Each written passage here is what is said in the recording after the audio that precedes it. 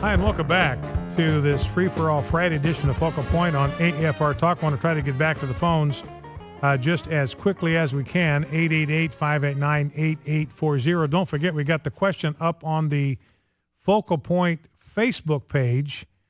Do you agree with Russell Moore of the Southern Baptist Convention? Remember, he's the spokesman for them on public policy. Do you agree with him that the battle to protect natural marriage in America is lost and there isn't anything we can do about it, and we might as well just give up on the effort to protect natural marriage? What do you think? Go to the Focal Point Facebook page and join the thread, the conversation that is there.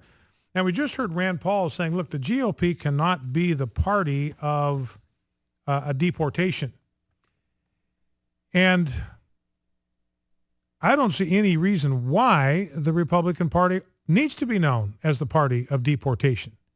I mean, it's like Rand Paul is defeating this straw man as if the Republican Party is all about rounding up 11 or 12 million illegal aliens, putting them on buses and sending them back home. I don't know anybody that is seriously advocating for that. I mean, it's just impossible. You can't do it. It'd be an enormous expenditure of resources. It's just not realistic to think that we would be able to do that. So nobody is even talking about that. I mean, it would certainly be a legitimate thing to do because these people are breaking the law. And the penalty under the law, if you break our immigration law, the penalty is deportation. If we believe in the rule of law, then it would be absolutely appropriate to round them all up and send them home. But nobody is talking about that because it's just impossible. But what I think is the key here to immigration reform is, number one, a secure border. Let's just seal this thing up right now, and let's use E-Verify for jobs, education, and benefits.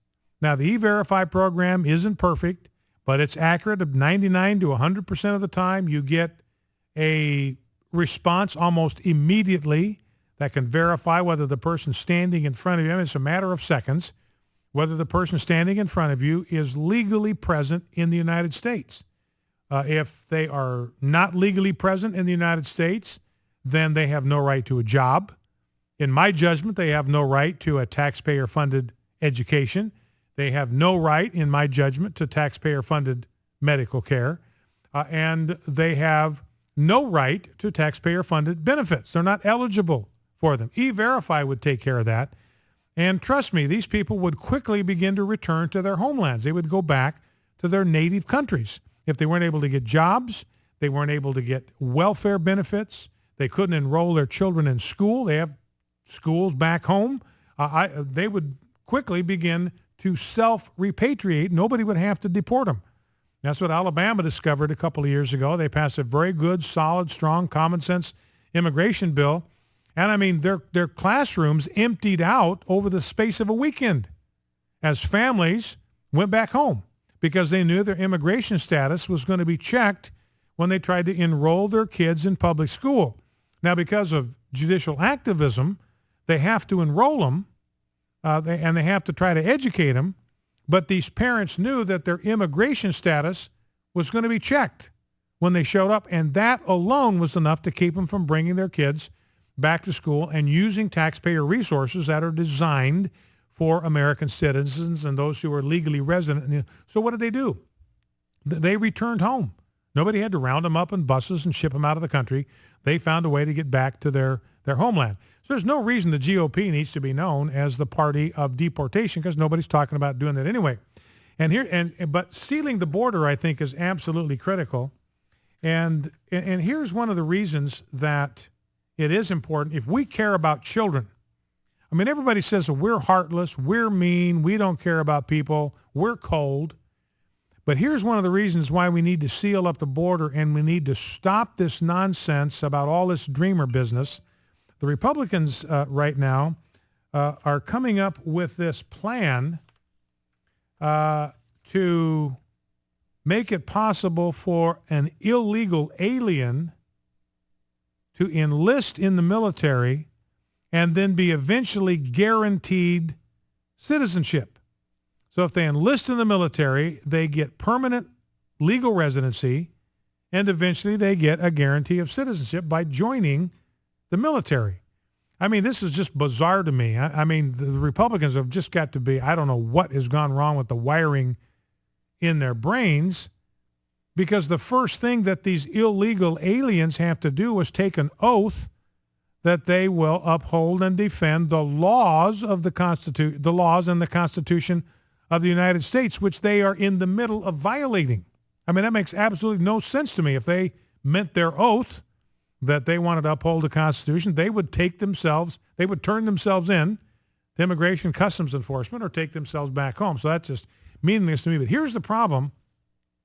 When you make these promises about young children, what happens, and this is why it's lacking in compassion, what happens is parents will send their children across the border by themselves with no parental escort, no parental protection.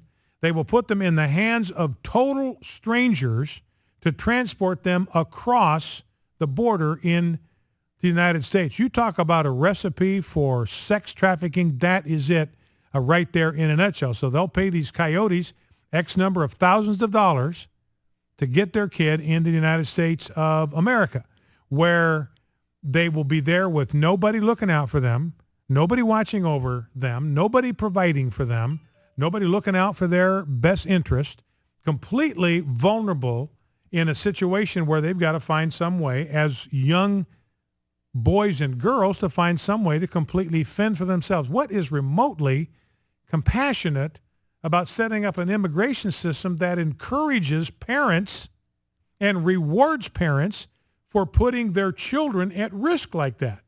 You know, and I'm looking at an article here. Where is that? Oh, yeah, here it is. Border Patrol chief is saying that Obama's deportation leniency leads to influx of illegal immigrant children. The new head of Customs and Border Protection said on Wednesday that the Obama administration's leniency on deportations and deferred action programs have contributed to the increase in the number of illegal immigrant children crossing the country's southern border. So then the Border Patrol, because the border's not secure, and because these young, helpless, vulnerable, completely dependent children are suddenly now in the United States, the Border Patrol offices turn into daycare centers, and the Border Patrol turn into babysitters rather than people that are there to secure the borders. According to reports, the number of immigrant children entering the United States has spiked from about 6,000 in fiscal 2011 to roughly 34,000 in fiscal 2013. So it's gone up 600%, six-fold increase. Why? Because it was in 2011 that people started talking about the DREAM Act. Officials estimate that around 60,000 more will have entered by the end of fiscal 2014.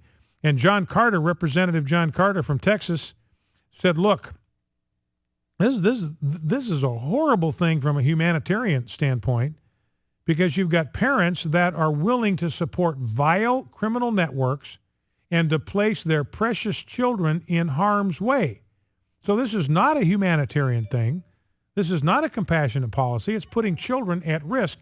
And what Carter does, I think, is he places the blame exactly where it belongs. The fault is not with immigration policy. The fault is not with the Border Patrol that these children are in this vulnerable position. The fault lies squarely with the parents. It is the parents. This is inexcusable. It is parents that have put their children in harm's way, put their children at risk. All right, let's go to the phones. Let's grab a call from Deborah, Springdale, Arkansas. Deborah, thank you for calling, and thank you for waiting so patiently. What's on your mind? Well, I just want to refer one thing to you about the things that are going on in America and the world. 1 Corinthians 15, verse 46 says that the natural or the things of man have to happen first, and then the spiritual. And then I have a question for you about the sovereignty of God. The scripture says that man is not the one that puts kings or presidents in office, but God is the one. He said that he takes them out and he sets them up. That's all I wanted to say. Now I just want to hang up and let you see what you're going to say. Okay, Bye. Deborah, thank you for that. And that's exactly right. The scripture says that God is the one who deposes and the one who exalts to office. You know, and sometimes God will allow a leader to come into office because that's what we insist on. He says, if you insist on leaders who are not leaders of my preference, my choosing, I'll give you what you want. You know, that's they insisted on having a king. You know, Saul was basically elected by popular acclaim. And Samuel tried to talk him out of it. Look, this is what's going to happen if you have a king. And God says to Samuel, look, let him have the king. Let him have a king because they have not rejected you. They have rejected me from being their king. So sometimes in the process of deposing and lifting up, God will give us what we insist on, what we demand on having, and then we have to live with the fruit and the consequences of our own misguided decisions. Let's go to David, Lafayette, Indiana. David, welcome. What's on your mind? Afternoon, Brian. Always a pleasure to listen to your show.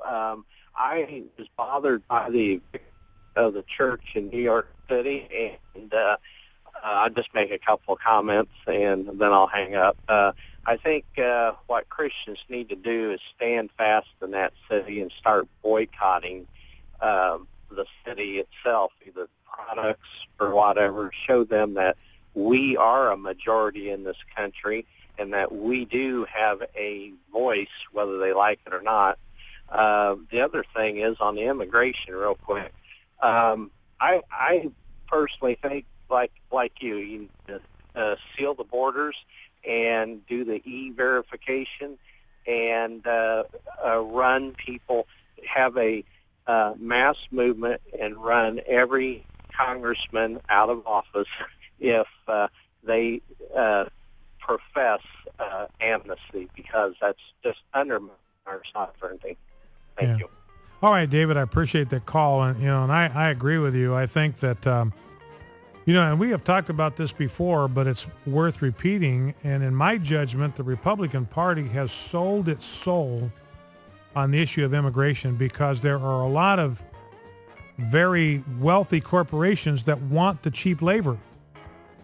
And they have said to the Republicans, to the Republican leadership, look, if you will support this flood of cheap labor, we don't care about the American cultural fabric. We don't care whether these people assimilate. We just want cheap labor. If you give us cheap labor, we will give you money. And the Republicans have fallen for that swill. Back in 2.